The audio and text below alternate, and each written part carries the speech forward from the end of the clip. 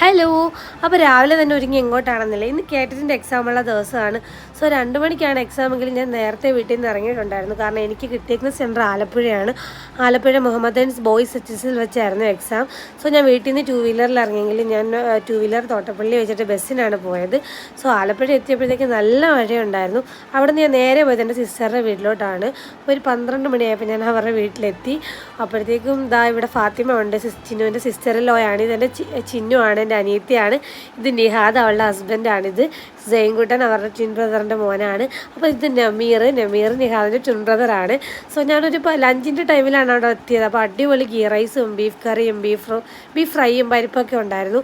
അങ്ങനെ നല്ല ടേസ്റ്റി ആയിട്ടുള്ള ലഞ്ചൊക്കെ കഴിച്ചു. ഞാൻ നേരത്തെ എത്തി, ഒരു 12 മണിയൊക്കെ കഴിഞ്ഞ് എത്തിയത് കാരണം എനിക്ക് അത്യാവശ്യം ടൈം അവിടെ സ്പെൻഡ് ചെയ്യാൻ പറ്റി. ഇവിടുന്ന് 10 മിനിറ്റേ ഉള്ളൂ സ്കൂളിലോട്ട്. അങ്ങനെ ഫുഡെല്ലാം കഴിഞ്ഞതിന് ശേഷം അവരെന്നെ സ്കൂളിൽ കൊണ്ടാക്കി തന്നു ഗൈസ്. അപ്പോൾ ഓക്കെ, ഇത്രയേ ഉള്ളൂ. Okay, Tata, bye bye.